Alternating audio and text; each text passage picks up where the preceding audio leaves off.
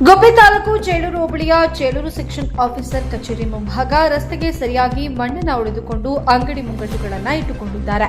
ಕಳೆದ 2 ದಿನಗಳ ಹಿಂದೆ ಪಾನಿಪುರಿ ಅಂಗಡಿಯ ಟಾರ್ಪಲ್ ಅನ್ನು ವಿದ್ಯುತ್ ಸರಬರಾಜು ಮಾಡುವ ಟ್ರಾನ್ಸ್ಫರ್ಗೆ ಕಟ್ಟಿರುತ್ತಾರೆ. ಇದರಿಂದ ಅಲ್ಲಿ ಪಾನಿಪುರಿ ತಿನ್ನಲು ಬಂದಂತ ಸಾರ್ವಜನಿಕರಿಗೆ ಮಳೆ ಬಂದಂತ ಸಂದರ್ಭದಲ್ಲಿ ಕರೆಂಟ್ ಶಾಕ್ ಹೊಡೆದು ಟ್ರಾನ್ಸ್ಫರ್ ಸುಟ್ಟೋಗಿರುತ್ತದೆ.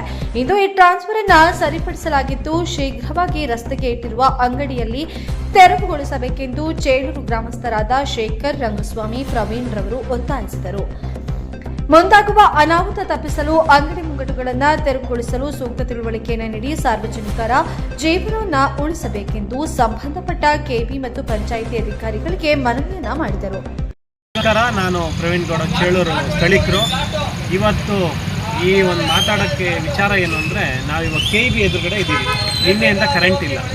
ನಮ್ಮ ಚೇಳೂರಲ್ಲಿ ಪಂಚಾಯಿತಿ ಅಂತೂ ನಿಷ್ಕ್ರಿಯವಾಗಿದೆ. ಹೇಳೋರಿಲ್ಲ, ಕೇಳೋರಿಲ್ಲದೆ ಆಗಿದೆ. ಇದು ಮುಖ್ಯ ರಸ್ತೆ, ನೀವು ನೋಡ್ಬೋದು. ಇದು ಹೈವೇ ಇದೆ. ಆ್ಯಕ್ಚುಲಿ ಹೈವೇ ರಸ್ತೆಗೆ ಮಣ್ಣು ಹಾಕ್ಕೊಂಡು ಅಂಗಡಿ ಇಡ್ತಿದ್ದಾರೆ. ನೋಡ್ರಿ, ಇದು ನೀರು ಹೋಗುವ ಸ್ಥಳಕ್ಕೂ ಮಣ್ಣು ಹಾಕ್ಕೊಂಡು ಮಾಡುವಂತ ಹೇಳೋರಿಲ್ಲ, ಕೇಳೋರಿಲ್ಲ. ಚೇಳೂರಲ್ಲಿ ಮಧ್ಯ ರಸ್ತೆಯಲ್ಲಿ ಅಂಗಡಿ ಇಟ್ಟರೆ ಯಾರೂ ಕೇಳಲ್ಲ. ದಯಮಾಡಿ ಸಂಬಂಧಪಟ್ಟ ಅಧಿಕಾರಿಗಳು, ಸಂಬಂಧಪಟ್ಟವರು ದಯಮಾಡಿ ಈ ಥರ ಸಾರ್ವಜನಿಕ ತೊಂದರೆ ಕೊಡಬೇಡಿ. ನಿನ್ನೆ ಇಲ್ಲಿ ಕೆಬಿ ಎದುರುಗಡೆ ಒಂದು ಟ್ರಾನ್ಸ್ಫಾರ್ಮರೇ ಸುಟ್ಟೋಗಿ ಒಂದು 4-5 ಜನ ಸತ್ತೋಗೋ ಪರಿಸ್ಥಿತಿ ಆಗಿತ್ತು. ಆದರೂ ಕೂಡ ನಮ್ಮ ಯಾರು ಅಧಿಕಾರಿಗಳು ಕೇಳೋರೇ ಇಲ್ಲ. ಕೆಬಿ ಎದುರುಗಡೆ ಅಂಗಡಿಗಳಿಡಬಾರ್ದು, ರಸ್ತೆಗೆ ಮಣ್ಣು ಹೊಡ್ಕೊಂಡು ಅಂಗಡಿಗಳಿಡುವಂಥ ಪರಿಸ್ಥಿತಿ ಬಂದಿದೆ ಅಂದರೆ ಯಾವ ಥರ ಹೀನಾಯ ಪರಿಸ್ಥಿತಿಲಿದ್ದೀವಿ. ಚೇಳೂರು ತಾಲೂಕು ಆಗಬೇಕು ಅಂತ ನಾವೆಲ್ಲ ಹೋರಾಟ ಮಾಡ್ತಿದ್ದೀವಿ. ಚೇಳೂರು ಏಷ್ಯಾದಲ್ಲೇ ನಂಬರ್ 1 ಹಲಸು ಮಾವು ಮಾರುಕಟ್ಟೆ ಇದೆ. ಪ್ರತಿದಿನ ಆಗುವಂಥದ್ದು. ರಸ್ತೆಯಲ್ಲೇ ಸುಂಕ ತಗೊಳಕ್ಕಾಗಿ ಸಂತೆ ಮಾಡ್ತಾರೆ. ಸರ್, ಯಾರು ಏನಾರಾಗ್ಲಿ ಇಷ್ಟೆಲ್ಲ ಹೇಳ್ತಿದ್ದೀರಿ. ಇವಾಗ ಕೆಬಿ ಆಪೋಸಿಟ್ ಅಂಗಡಿ ಎಲ್ಲ ಇದಾವೆ ಅಂತ ಹೇಳ್ತೀವಿ. ಆದ್ರೆ ಏನಕ್ಕೆ ಅಧಿಕಾರಿಗಳು ಕ್ರಮ ಅಧಿಕಾರಿಗಳು ಕ್ರಮ ತಗೋಬೇಕು, ಅದನ್ನೇ ಹೇಳ್ತಿರೋದು. ನಮ್ಮಲ್ಲಿ ಯಾರು ಹೇಳೋರಿಲ್ಲ, ಕೇಳೋರಿಲ್ಲ. ಪಂಚಾಯತಿ ನಿಷ್ಕ್ರಿಯ ಆಗಿದೆ ಅಂತ ಪಂಚಾಯತಿನೇ ನಿಷ್ಕ್ರಿಯ ಆಗಿದೆ. ಪಂಚಾಯತಿ ನಿಷ್ಕ್ರಿಯ ಆಗಿದೆ ಅಂತ ಹೇಳ್ತೀವಿ. ಇವಾಗ ಕೆಬಿ ಅವರು ಎಸ್ ಹೋಗಿ ಹೇಳಿದ್ದೀನಿ. ಅವ್ರು ಈಗ ಹೇಳಿದ್ರು ನಾವೇನೋ ಇದು ಕೊಡ್ತೀವಿ, ಮನವಿ ಕೊಡ್ತೀವಿ ಅಂತ. ನಮ್ಮ ಚೇಳೂರಲ್ಲಿ ಮನವಿ ಅಷ್ಟೇ, ಮನವಿ ಕೊಡ್ತಾ ಇರ್ಬೇಕು. ಜನ ಬೊಬ್ಬೆ ಹೊಡ್ಕೊಂಡ್ರು, ಸತ್ತೋದ್ರು ಯಾರು ಕೇಳಲ್ಲ. ದಯಮಾಡಿ ಜನರು, ನಮ್ಮ ಚೇಳೂರು ಜನರು ಸ್ವಲ್ಪ ಜಾಗೃತರಾಗಬೇಕು. ಯಾಕೆಂದರೆ ನಮ್ಮ ಚೇಳೂರು ತಾಲೂಕಾಗ ಪೊಟೆನ್ಷಿಯಲ್ ಇರೋದು. ನಮ್ಮ ಪರಿಸ್ಥಿತಿ ಯಾರಿಗೂ ಬೇಡ, ಆ ಮಟ್ಟಕ್ಕೆ ಹೀನಾಯ ಪರಿಸ್ಥಿತಿಗೆ ಇವತ್ತು ಆಗ್ತಾ ಇದೆ. ದಯಮಾಡಿ ಅಧಿಕಾರಿಗಳು ಇನ್ನಾರು ಎತ್ತೇಳ್ರಿ. ಸ್ವಲ್ಪ ಒಂದು ದೇವರ ಕೆಲಸ, ಸರ್ಕಾರಿ ಕೆಲಸವೇ ದೇವರ ಕೆಲಸ ಅಂತಾರೆ. ಯಾವ ಕೆಲಸನೂ ಮಾಡಲ್ಲ. ದಯಮಾಡಿ ಇನ್ನಾರು ಎಚ್ಚೆತ್ಕೊಂಡು ಮೇಲಧಿಕಾರಿಗಳು, ಕೆಳಗಧಿಕಾರಿಗಳಿಗೆ ಹೈವೇಗೆ ಮಣ್ಣು ಹಾಕೊಂಡು ಇವರು ಅಂಗಡಿ ಇಟ್ಕೊಂತಾರೆ ಅಂದರೆ ಇನ್ನೇನು ಮಾಡೋಣ? ಜನರು ಕೂಡ ಆಲೋಚನೆ ಮಾಡಬೇಕು. ನೋಡ್ರಿ, ಮಣ್ಣು ಕಟ್ಟಿದಾರಲ್ಲಿ, ನೀರು ಕಟ್ಟಿ ಈ ಥರ ಹೀನಾಯ ಪರಿಸ್ಥಿತಿ. ಕರೆಂಟ್ ಇಲ್ಲ, 2 ದಿನ ಆಯಿತು. ಆಕ್ಚುಲಿ ಮಣ್ಣು ತೆಗ್ಸೋರೆ ರೋಡ್ ಮಾಡ್ಬೇಕಾದ್ರೆ ನೀರು ಹೋಗ್ಲಿ ಅಂತಾರ. ಇವರು ರಸ್ತೆಗೆ ನೀರು ಕಟ್ಟಿದ್ದಾರೆ. ಇಂಥ ಹೀನಾಯ ಸ್ಥಿತಿಲಿ ಇದ್ದೀವಿ. ದಯಮಾಡಿ ಸಂಬಂಧಪಟ್ಟವರು ಕಂಡುಬಿಟ್ಟು ನೋಡ್ರಿ. ನೀವು ಸಂಬಳ ತಗೊಂತೀರಾ, ದಯಮಾಡಿ ಜನರಿಗೆ ತೊಂದರೆ ಕೊಡ್ಬಿಡ್ರಿ. ನಿನ್ನೆ ಒಬ್ಬ ಪುಣ್ಯಾತ್ಮ, ಯಾರೋ ರೈತರು, ಅವ್ರು ಯಾರ ಪುಣ್ಯಾತ್ಮ ಹಗಲೋಡೆ ಸತ್ತೋಗ್ಬೇಕಾಗಿತ್ತಂತ. ಅವನು ಯಾರೊಬ್ಬ ತೆಂಗಿನ ಗಿಡನ ತಂದಿದ್ದಾನೆ, ಲೈನ್ನೇ ಸುಟ್ಟಾಕ್ ಹೋಗ್ಬಿಟ್ಟ. 2 ನಮ್ಗೆ TCನೇ ಸುಟ್ಟೋಗಿದೆ. ದಯಮಾಡಿ ಜನರು ಕೂಡ ನನ್ನ ಸ್ವಾರ್ಥಕ್ಕೋಸ್ಕರ ಇನ್ನೊಬ್ಬಕ್ಕೆ ತೊಂದರೆ ಕೊಡಬಾರ್ದು. ಹಾಗಂತ ಅಧಿಕಾರಿಗಳು ಸ್ಟ್ರಿಕ್ಟ್ ಆಗಿರ್ಬೇಕು. ನೀವು ನೋಡ್ಬೋದು, ಇವು ಹೇಳಿದ್ರೆ ದೊಡ್ಡ ಕತೆ. ಚೇಳೂರ್ದು ಅಂಗಡಿಗಳನ್ನೆಲ್ಲ ನೋಡ್ರಿ, ನಮ್ಗೆ ಓಡಾಡಕ್ಕೆ ರಸ್ತೆನೇ ಇಲ್ಲ.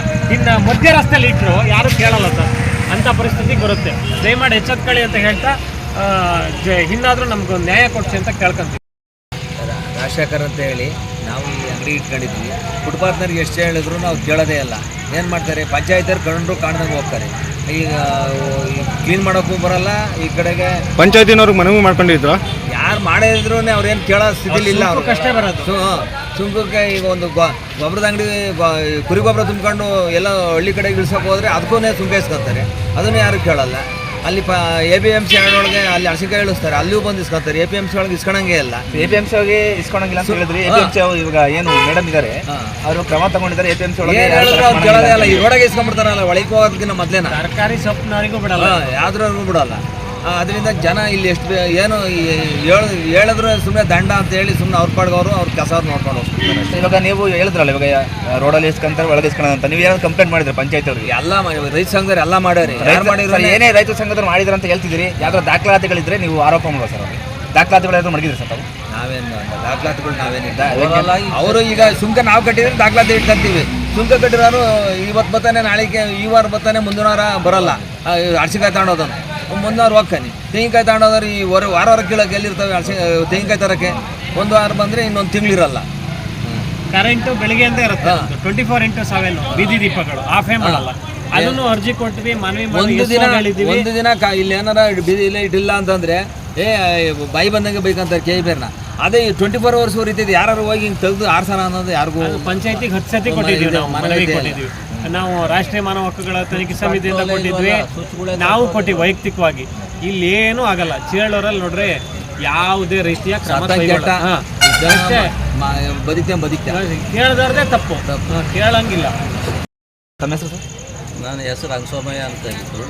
MSS ಅಲ್ಲಿ 25 ವರ್ಷ ಸರ್ವಿಸ್ ಮಾಡಿದ್ದೆ. ನನ್ನ ಪೀರಿಯಡಲ್ಲಿ ಇಲ್ಲಿ ಒಳಗಡೆ ಯಾವುದೋ ಒಂದು ಇದು ಅಂಗಡಿ ಕೊಂಗಟ್ಟು ಏನು ಇಟ್ಕೊಂಡಿಲ್ಲ, ಭಾಳ ನೀಟಾಗಿ ಇಟ್ಕೊಂಡಿದ್ದೆ. ಈಗ ನೋಡಿ ಇಲ್ಲಿ ಮುಂಗಡೆಗೆಲ್ಲ ಮಣ್ಣು ಹಾಕಿ ಜನಗಳೆಲ್ಲ ಬಂದು ಮಾಡಿ ಇಲ್ಲಿ ಜನಗಳಿಗೆ ಆಫೀಸ್ಗೆ ಎಲ್ಲ ತೊಂದರೆ ಆಗೋ ರೀತಿ ಮಾಡಿದ್ದಾರೆ. ಅದರಿಂದ ಇದು ನನಗೂ ಅದು ಹಿಡಿಸ್ತಾ ಇಲ್ಲ. ಆದಷ್ಟು ಇದು ಮಾಡಿ ಅವ್ರು ಫುಟ್ಪಾತಾಗಿ ಇಟ್ಕೊಳ್ಳಿಬೇಕಾದ್ರೆ ಅಂಗಡಿಗಳನ್ನ ಇಲ್ಲಿ ಮೇನ್ ರೋಡಾಗಿ ಇಟ್ಕೊಂಡು ಇಲ್ಲಿ ಆಫೀಸ್ಗೂ ತೊಂದರೆ, ಜನಗಳಿಗೂ ತೊಂದರೆ, ಆ ಥರ ಒಂದಿದಾಗ ಬೇಡ ಅನ್ನೋದು ನನ್ನ ಅನಿಸಿಕೆ.